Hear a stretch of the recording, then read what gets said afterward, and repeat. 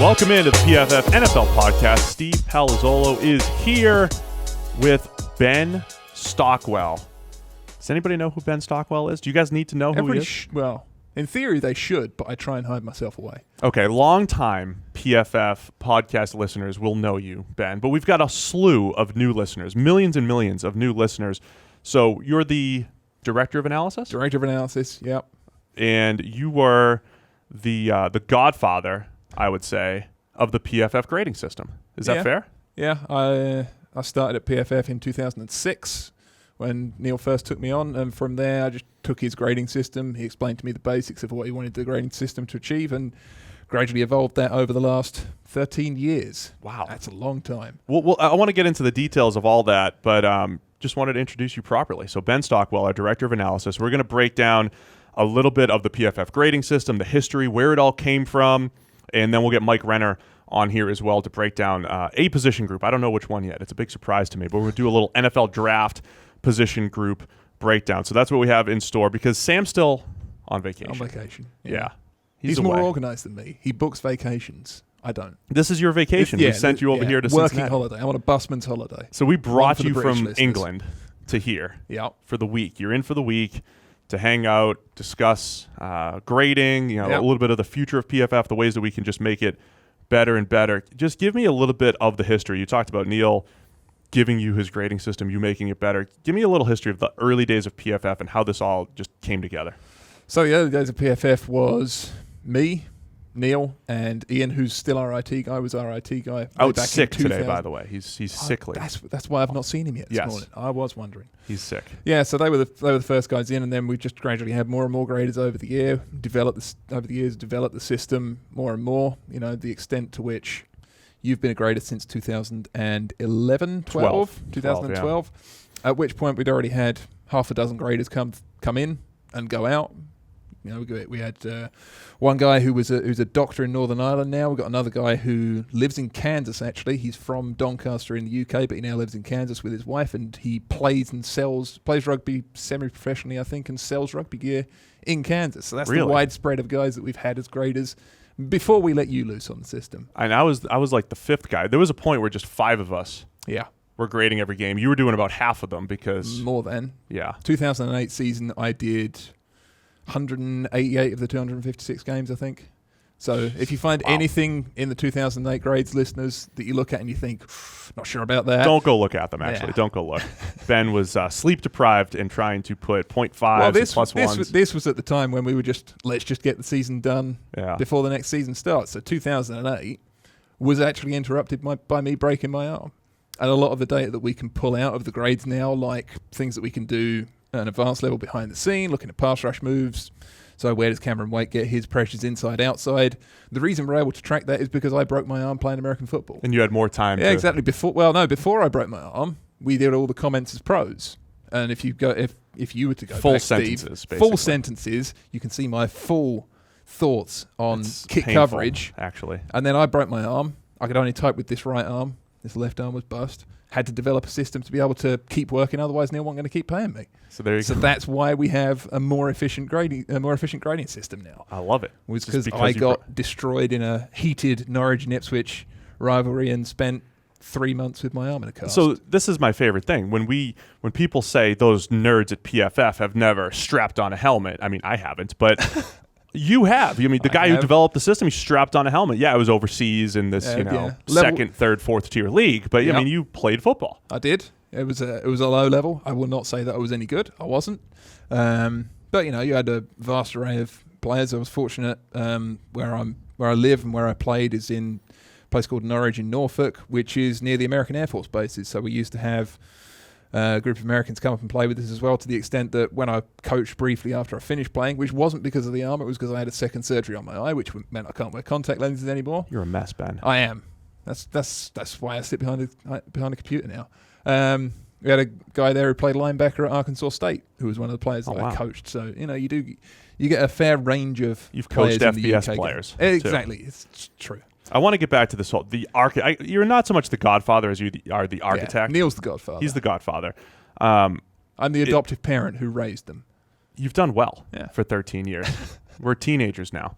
The grading system. The -2 to +2 system. The thing I find fascinating about this, did this come out of thin air? Did Neil just do positives and negatives and then you put, -2 and -1.5? Did you put the different levels to it? Because, I always talk about the work that George and Eric do, because they're the first, the last couple of years is the first time we've really taken this data and spun it forward. And they're like, hey, when we're predicting games, the grades are they're the secret sauce. When we're predicting games, when we're projecting players, the grades are the most important thing. And it's those raw grades that we put in. So whether you knew it or not back in 06, 07, 08, you have this scale and this basic concept of what's good and what's bad and these different levels that not only proved to be good for, describing what was on the field, but also predicting what's going to happen on the field. So how did that kind of come together? And by the way, real quick, you have a 350 plus page document that you put together. Yeah. That's what our guys use to train. And it's like every potential scenario on a football field. If you see this and this happens, that's a +0.5. And this is a +1. I mean, that's how we got to this point. Yeah. And all of that level of detail has spun into a pretty valuable system that helps to predict games and predict player performance. Yeah, so that's part of the evolution. I'll come up with the guide in a second. It started back in 2006. Neil, so our first grading tool was set up in a Microsoft Access database. But the first grading that Neil did, I believe, was literally just with the game books, going through and putting plus minus next to it, following a similar system that Paul Zimmerman, Dr. Z. Sports. That was Neil's inspiration. That was Neil's inspiration. Yeah. When I came on, we had the Access database and the +2 to -2 scale. So essentially what I did was take it from Neil knowing how he wanted to grade the game to me interpreting that and then defining it and developing it.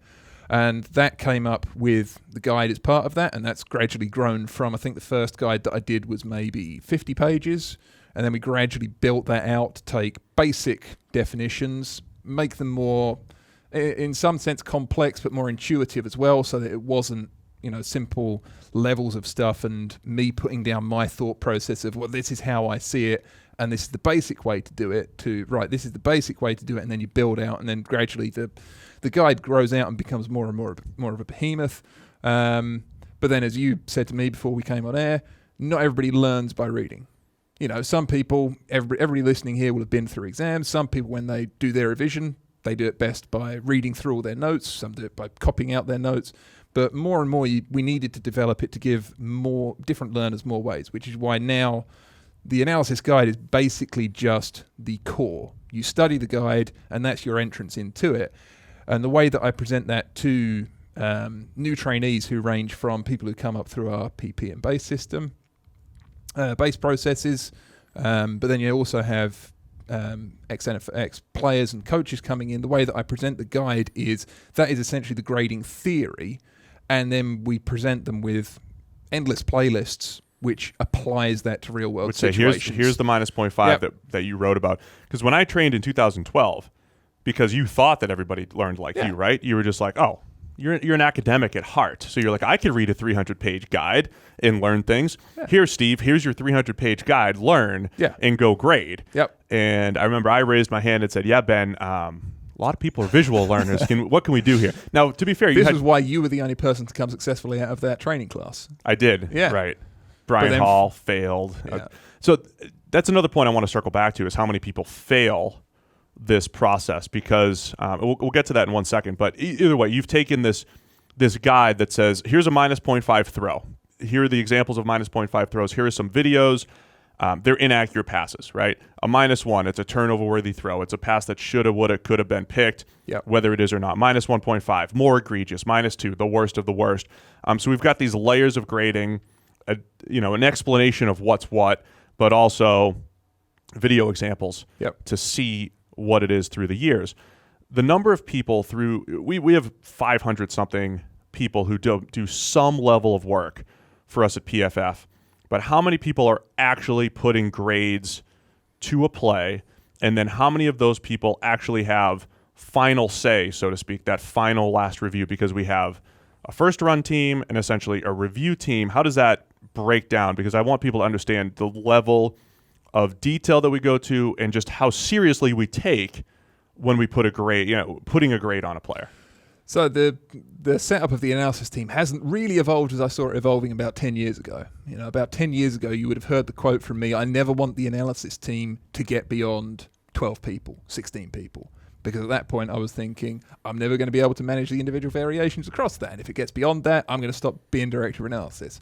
Well, I'm still here. I'm still here, but we now have 75 people who are qualified graders. And in each intake, we have a training program each off-season. We're coming towards the end of that training program right now. It's about a 50-50 hit rate of 50% of the people who come in, complete the training, and are ready to contribute there in that upcoming season. About 50% drop out at various points.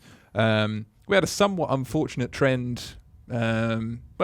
Unfortunate for us and fortunate for the people coming in was people who were coming from coaching backgrounds at lower college levels and things like that and had just lost their way in the coaching profession, fallen out of jobs, would apply to us, just start doing the training program, and then I get an email or a phone call to say, I've just been offered a defensive coordinator job at Division 2 level. And it's like, oh, okay, congratulations. Disappointed that we just lost someone of your credentials, but congratulations. Right.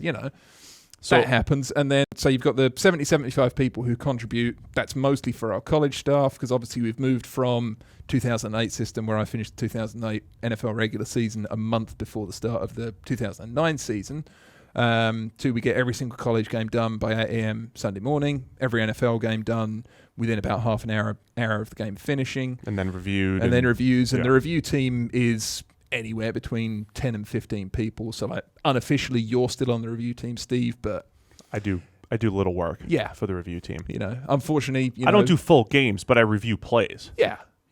When you help in your own way. When you say, "Hey, what's this throw grade?" Yeah. I'm all over it. I'm the final authority sometimes. Yeah. So, you came to be known this offseason as the Steve who doesn't do analysis anymore. Because the other Steve just got a job with the 49ers. Yeah, exactly. So we're not going to have the Steve who does analysis anymore because, Steve's like... Now you're going to have no Steves doing analysis. No. I've got things to do like run this podcast. Yeah. PFF NFL podcast. Yeah. You make use of the numbers I give you now. I do. Make good use of them. Yeah. And you're here because we're going to continue to try to make them better and look forward and collect even more data and better data. The point I think that is important there is 10 to 15 people have finalized over the grades out of the 500 or so that work for us. And I think that's important for people to understand. A lot of the people that listen, our listeners, they understand a little bit, but we're always trying to educate a little bit more and just really explain how seriously we take this. And only there's different levels of analysts, and to get to that senior analyst review level is a big thing. It's a big step, and getting everybody to see the game through the same eyes, so that when you see a +1, I'm seeing a +1, and there's always like a little discussion. There's always some gray areas, but tidying those up. Yeah, and essentially the 10 to 15 people review team is essentially the manifestation of what I said about 10 years ago, where I didn't want the analysis at the time. I didn't want the analysis team to get beyond that manageable number of people, because the biggest part of my job, I still do first run games and I still do reviews, but a big part of my job is to make sure that those 10, 15 people aren't going off in 10 and 15 directions of how they see the game. Right. It's no, you've started to drift into calling this kind of run block on the backside of inside zone at +0.5. We don't want that. He's not getting enough movement. He's not giving the running back a clear read. We still want to keep that as a 0. And just making sure that people aren't going off in those different directions, and making sure that the grades in the back end that Eric and George are getting to, and they're singing to them and showing them who's playing well and helping that be predictive of future success, making sure that they stay at the high level that we've set for them. So and that's another good point. The way you describe that as well, to just understand the people that are grading we're football people. We're evaluating pretty in-depth football stuff. Yeah. Backside of inside zone, as you said. Quarterback's ability to get through their reads, cornerbacks playing cover 2 and getting enough depth to discourage a corner when there's a flat route under. All these very in-depth football concepts, but also trying to quantify them and the ability to quantify film on a play-by-play basis. And I think the whole point of all this is, in theory, it's a subjective system, but we try to make it as objective as possible, right? Try and tend towards objective subjectivity. There you go. So that's a good way of putting it, because again, I'm not trying to speak to all of our critics. I'm really just trying to explain where we're coming from, because in theory, stats are subjective. If I just say who's the tackler here, the NFL literally has 32 different ways of doing it. They have 32 different stadiums who have their own interpretation of tackles. That's why Bills fans, to the extent that we used to pull in the NFL's tackle data and then change it, and then we found, well, hang on, we're ending up with I think it's the Rams scorer when they were in St. Louis used to give barely any assists at all, and then you've got maybe the Ravens scorer who gives out an assist on every single tackle. We try and take out that variation by saying, you know what, we're going to do our own tackles from scratch again. So even stats, yards, attempts. There's been studies on yards, I think, that shows scorers are more likely to give a 5 gains to the major yard markers. There's some attempts isn't really subjective, but there's some level of subjectivity to all stats to a point. So there's some level of subjectivity to the PFF grading system, but we try to do it from an objective point of view. And then the beauty of what the math guys can do is, knowing that there's some level of margin of error, they smooth things out, as they always assure me. Your job is to make the grading system as great as possible, to make every 0.5 a 0.5 and every minus 0.5 a 0.5. But knowing that there's going to be always some little margin of error when we are predicting games and all that stuff, you smooth it out a little bit. And then the cherry on top is bringing in people like Zach Robinson, who we had previously. Yes. Bruce obviously is in now. Bruce Gradkowski, who's going to be doing the QB stuff this year. Former coaches, obviously the late Gunther Cunningham was with us as well. And we've had various other coaches as well. Just they're in there as the oversight, as saying, you know what, these grades are really good, or you can improve in this area, you're missing this, you're defining these as the same things, I think you can separate these. Right. And that's just the cherry on top to keep the evolution going beyond just us saying we're happy with it.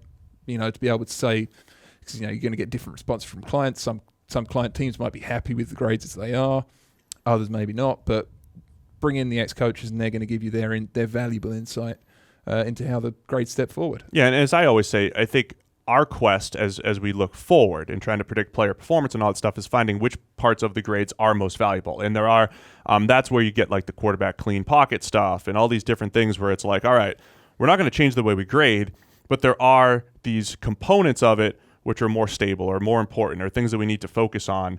And that's, essentially a job of our R&D team and their ability to it's the difference between the descriptive and the predictive, because I can remember back to writing refocused articles all the way back, and the first thing you always used to go for was quarterback under pressure numbers. How'd they do under pressure, right? And you think about that now, that's essentially the descriptive reason of why he won that game, but it's not the predictive reason for why he might win the next game. It's a good way of putting it. How have you seen things evolve? You've been here pretty much since the beginning. I mean, you built this whole system. How have you seen PFF evolve, other than the fact that we had the old plus minus system, we moved to a 0 to 100 system, other than big stuff like that? PFF's kind of like role in football, whatever it might be. How have you seen things evolve through the years? The biggest difference for me has been seeing the way that we've been able to integrate football people. So we look at ourselves as football people, and we've come to the realization that we are football people. Despite your accent, you're a football guy. Yeah, despite my accent. Yeah. The fact that we've been able to integrate football people, and now we're starting to put people into positions in the NFL, just shows me that the development that we've gone down from, just taking a system to begin with and starting to apply that, and being able to evolve with the input of coaches, with our own thought process on the back of that, and now starting to be able to make a difference in guys being able to get into the league. That's probably the development that I've been most proud of. I did envision a few years ago this would be the place where coaches who were looking for jobs, they'd stop here. They'd stop at PFF. We would find value for them. Yep. We're continuing to do that, hiring former coaches, former players, whoever they may be, figuring out the best roles for them, but also giving them either a springboard back to the league, or for some of them, I've spoken to some players who are like, man, I don't want to get into coaching because I don't want to have to go. I want to be with my family. And a lot of coaches like the ability to either work from home or have some flexibility, still be involved in football, still have an impact on the NFL or college, wherever their passion is. Speaking about college, that's the biggest differentiation I've seen in the hiring process recently, where in the last couple of years, where we've started to get more and more people in from outside, is we get more people coming in from the college coaching side, where they almost the recruiting grind and things like that are things that are pushing them towards, well, if I can't get an NFL job, what other jobs are there in football that I can get that aren't this constant on-the-road grind? Right. And we seem to be an avenue for that for some of them. We are one of them. Yeah. So I try to convey to the people that there are so many different style people here within PFF. So we're not just stat geeks, but there's stat geeks here. We're not just... You got former stat geeks like me who did stats in their degree course, but now couldn't really. But you have a combination of it. But you understand. But that was part of your ability to build the system and understand the system too, right? I mean, again, that's why you're here this week, so we can continue to hone in on ways to get better and improve the system and make things even better and better.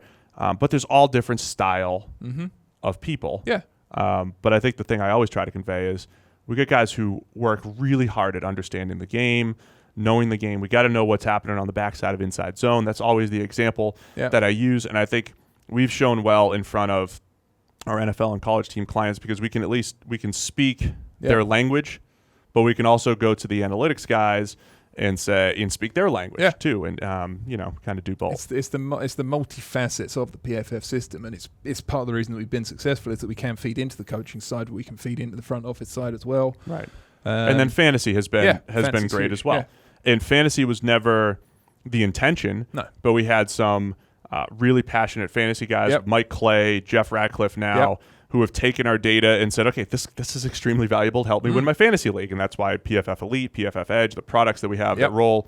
And those guys have been crucial for that because I haven't played fantasy football in about 10 years. Yeah, but I've played college fantasy football more recently than I've played NFL fantasy football. And there are some fans out there that only associate PFF with fantasy. Yeah. There are some that associate us with grading. There are some that associate us with advanced stats. And we're all of the above. Yeah. We're versatile. There you go. We're Anything else? True two-way players. We really like 3 or 4-way play, and we do it all. This is true. We play special teams. Special teams. Yeah. Special teams, 33% of the... No, it's really like 11% of the game. Really? Is that... At most. At most, yeah. Because kickoffs that are touchbacks, those don't count. It's like 3% of the game. As I said, when I take over as general manager, do you want a job too? Well, it depends what role you're going to forge. What role you're going to forge? We'll see. Let me figure something out for you. But when I take over, can I finish my pitch real quick? Yeah. Thanks. When I take over as GM, I promise I will forget special teams. We will develop quarterbacks because they're the most valuable commodity. We're going to win in the pass game. We're going to forget special teams because special teams is going away. I say this pretty much every week. So what are you going to do? You're just going to have like one kicker, one long snapper, and that's it? Yeah. I want a kicker that could punt. Even though we're not going to... Are you going to punt? We're probably not going to punt. We're going to have our quarterback across your own 40, and are you going to punt? Yeah, our quarterback's going to punt. He's going to do the whole pooch thing. Yeah. We're pretty much going to go for it on fourth down all the time. Did you hear my strategy about stocking up on quarterbacks? Yeah, I do listen to the podcast. You do listen. This is just great having a podcast fan here. What do you think? Stock up 4 or 5 QBs. Yeah. Right? Yep. You never know when you're going to run into the next Dak Prescott. Well, exactly. And you play them in the preseason. Jacoby Brissett. Yeah. I mean, people I wouldn't want Jacoby Brissett starting for my team, but I would love to have him start. Beauty is in the eye of the beholder, Steve. You just got to put the range of quarterbacks out there and let someone fall in love. Agree. I don't want him starting for my team, but I want him to start for my preseason games or game or two, look good, and then we spin him out. Yeah. Send him out for a draft pick until we find the guy that we do want. Yeah. What's your contingency plan off the back of that, though? So you've got your 4 preseason games. 2 of you guys who have played have really impressed, and you've got 2 second-round picks. Are you going to pick up quarterbacks that have come in, that have been released by other teams to be your 4th and 5th QBs during the season? Or do you adjust your roster during the regular season? Well, no, because maybe if you trade 2 out of your 5, say, maybe you go through the season with 3 and then you draft a couple the next year. So you're flexible. So you're not going to carry 5 all the time. I time. don't need to carry 5 at all times.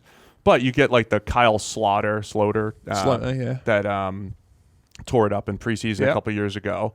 And maybe I'm the one that's buying him, but I'm buying him low. I mean, because people are like, they don't have room for him. I have room because I'm anticipating carrying up to 5. Yeah. So I'm ready for that. If you were going to have a role for me, I don't know where it would be because I would already have all your data and your system and all. You're not going to create a better system for me. We already have the PFF system. We're going to have to come up with a special price for you as GM. It can't just be the standard price. I don't want to just steal all PFF people either. Well, exactly, because if you steal all the PFF people, then the PFF data doesn't work for you. Yeah, so I think your best role is probably here at PFF while I'm running the team. So before you go officially into this GM role, you're going to have to be my agent and sort of talk me up, get my pay raise to the sort of level that you would get me. I'll get you to a management role. You might have to move over to the States first, though. Oh, okay. You might have to move over to the States. But we'll take care of you, Ben. Yeah. We'll take care of you, and I'll give you credit. Maybe I'll like name drop you at press conferences and stuff. Yeah. How's that? When you win a Super Bowl, I'm going to need a Super Bowl ring. I'll get you a Super Bowl ring. There we go. Perfect. When we win a Super Bowl with whichever team gives me that GM job. Well, Ben, do you have anything else to add? I came in this with zero plan other than, hey, let's talk about the past. Yeah. Zero plan. I didn't have a PowerPoint deck. I didn't have anything. The only thing I'm looking forward to now is a fresh 2019 season. It's coming up fast. It's like, 6 weeks until the Hall of Fame game. How much do you sleep during the season? Saturday nights, about 5 hours.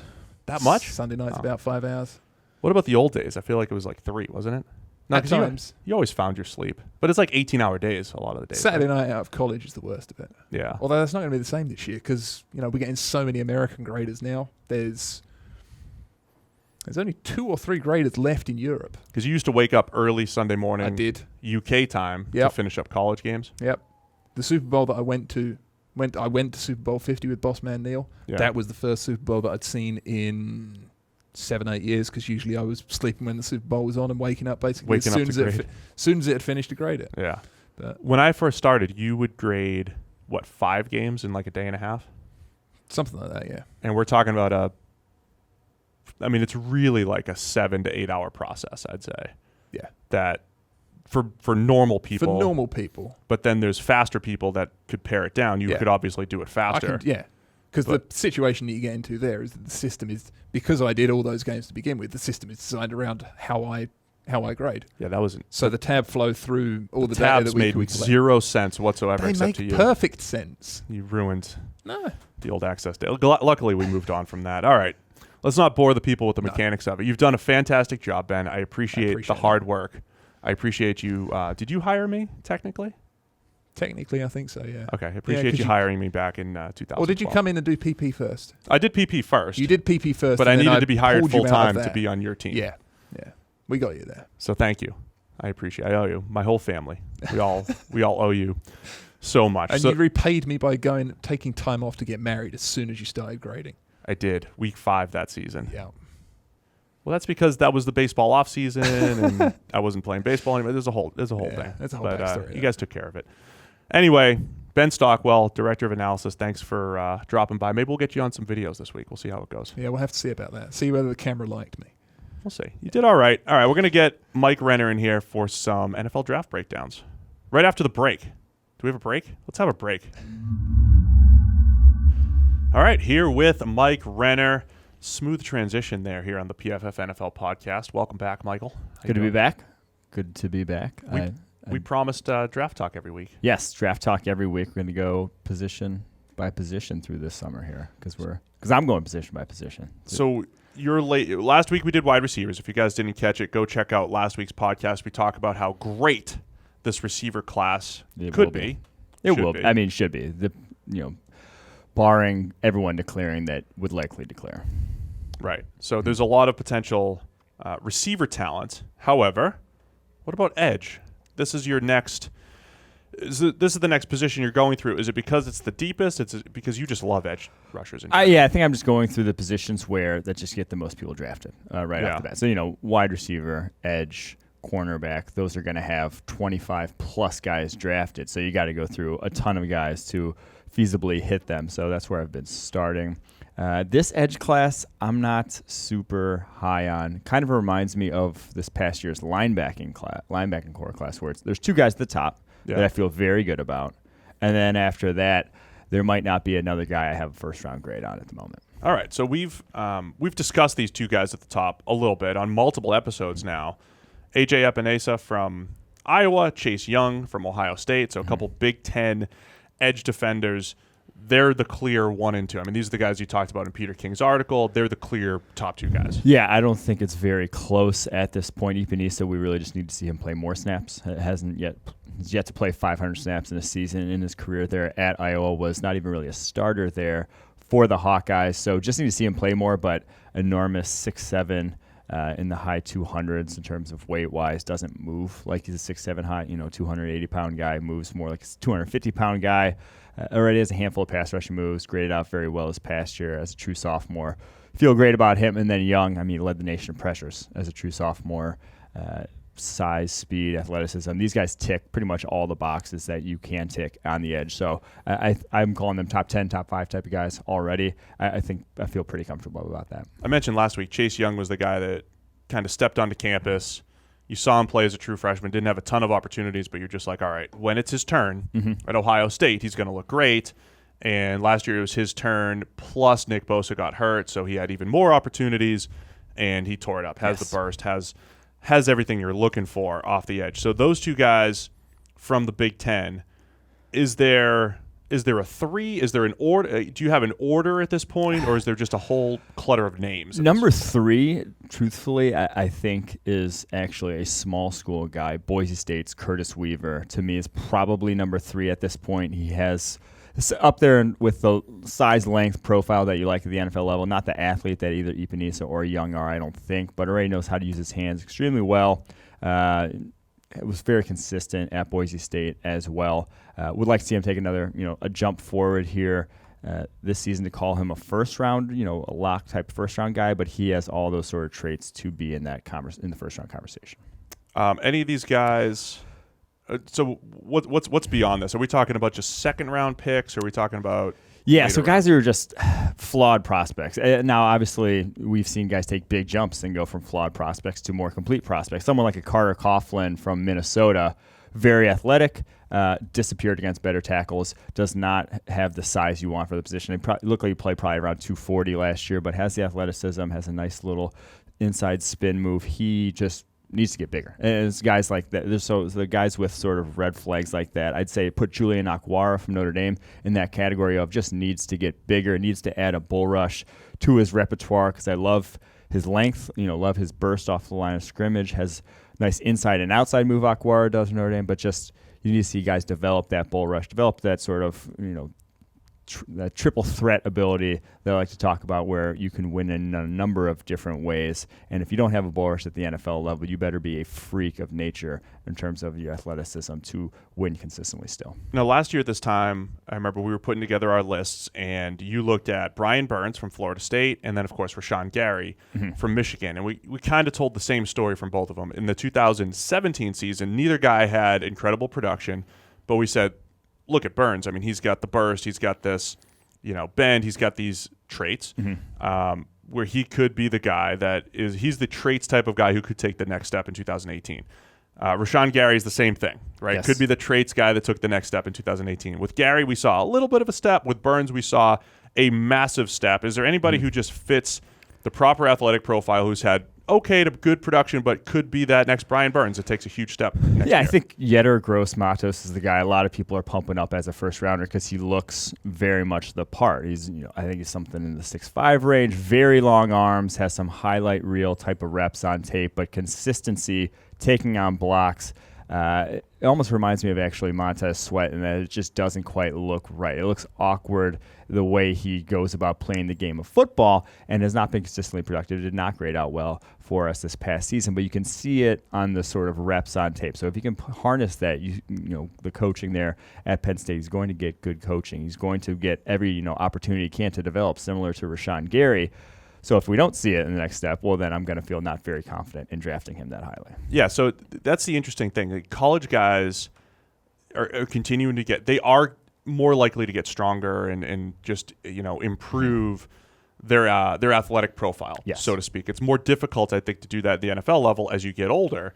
So we do see guys that break out, I think, more at the college level based off of traits, right? So the same thing that we kind of downplay a little bit when we project guys from college to the NFL, I think they're in this window of potential development in college, where the older you get, the harder it is for you to take that big step, right? That's why we're a little bit we sour on a Shawn Geary type, because it's like, man, you haven't done it at the college level. But if he had done it at, if he had, he's 1 year away from maybe taking that step at the college level and making us feel better about it. There's still some guys that can do that. And that is the thing that we really we even doing our 5 years of college grading haven't actually done this where we're grading guys who haven't even been draft prospects. This is all somewhat new to us. We started doing it some last year, like you said, the Brian Burns or Shawn Geary. We started looking at guys before their final season of college football and projecting for another draft forward. Right. But really, in the first couple of years of the PFF college, we were only looking at draftable prospects. Then we switched back to the NFL. We didn't necessarily look at guys who were 2 years out from being draftable prospects, 3 years out, like we might be doing right now, like where we are doing right now. What about Kenny Willekes from Michigan State? I had one of my videos from last year that I posted was him picking up a tight end and basically throwing him into the running back a couple gaps away. I know we don't care about the run game as much, but I just love watching that play, and he was productive as a pass rusher. No, but he's like opposite end of the spectrum from a Gross Matos in terms of he might be capped out athletically. He's already knows how to use his hands well. He already plays with good leverage like that play you just mentioned there. Already doesn't have much in terms of development that he can do. He just is a limited athlete at this point. But, I mean, those guys can still be productive NFL players. That's probably what we thought about Chase Winovich last year at this time, too. So we'll see what happens with Willekes and, his ability this year. He'll be one of those guys that's a very good college player, and I think for us would need an even more dominant season next year. 86 pass rush grade last season in the Big Ten. The other interesting name to me, Mike Danna, who tore it up at Central Michigan, 91.3 pass rush grade last year. He's transferring to Michigan, and Michigan has really churned out a lot of highly graded, other than Rashawn Gary, a lot of highly graded edge defenders over the last few years since we started doing this in 2014. Can Mike Danna... I love this, college free agency and the idea of transferring and playing right away. It really does give you a chance to say, this guy played in the MAC. He's got one chance to play in the Big Ten. Can he keep up that level of production? Then will be very interesting because he dominated against the MAC, but then you look at his 3 lowest graded games were against the 3 Power 5 teams he played last year. So when he actually went up against good tackles, those were his lowest graded games. Now he did dominate against lesser competition, and that has value. And if you can continue to do that at the NFL level, that'll still have value. But the fact that he went up against Michigan State, didn't have his best game, went up against Kansas and Kentucky, and those were his 3 lowest, that's just he can obviously solve, sort of make that a non-issue this year if he dominates at Michigan and a Big Ten schedule. But he might not have that same, 90-plus grade that we saw last year. So there's a lot of names to watch. Jabari Zuniga, another guy from Florida. I will see. So if we're looking for I have 3 guys on this list that are going to be in the draft guide that I would call breakout candidates. Did not play a ton of snaps last year, but in the snaps they played showed a lot. Jabari Zuniga, one of them from Florida. Obviously, I think only 300-something snaps this past year. Malik Herring from Georgia, actually watching him and then watching the 2 draftable Georgia guys last year whose names are now escaping me that I can't think of who actually the starters there. Yeah. I thought he was I know who you're talking about. better than them even last year watching their tape. If I was evaluating them all for the same draft, I would be higher on Herring than either of those. Is a guy who's at, I think, about 280 pounds, can play on the edge and then kicked inside a lot for them on third downs and one from the inside as well. So Malik Herring, if we're looking for a breakout candidate at Georgia, and then Ryan Bowman from Washington, short but not small, very powerful, very twitchy guy. Only another guy, didn't play a ton of snaps, was not a starter, but I think if he gets that starting snaps this year, you'll see a draft, a high, first few round type prospect. So you're going to hype them up in the draft guide. What's the plan for the draft guide again? Draft guide will be dropping sometime in August, sometime before the season. Right. And you'll be getting 150 player profiles, background information, all the stuff, grades, advanced stats on those guys, and write-ups, pros, cons lists for all those guys as well. Love it. We tried it a couple years ago, preseason draft guide. Didn't do it last year. We're bringing it back this year. Mike's going to make it even better from what I'm hearing. Preseason draft guide, some guys to look out for the season. Let me wrap up real quick on this edge thing. For people that are really into the X's and O's of football, there's a lot of people writing about the old tight formation, Mike, the tight defensive formation, the tight defensive front, what I should say. And you're seeing this a lot at the college level where it's just 3 down linemen, and it's just a different game from what you see in the NFL. In the NFL, there's always essentially 2 interior players, and there's 2 guys who are rushing the passer. They are the edge defenders, whereas college has basically said, give me 3 interior players, essentially. They're going to be my 3-man front, and I might have one edge, who could drop into coverage or he could rush the passer, kind of like what Josh Allen did last year at Kentucky, because there's so many 3-man rushes to protect against RPOs, to protect, in the short passing game.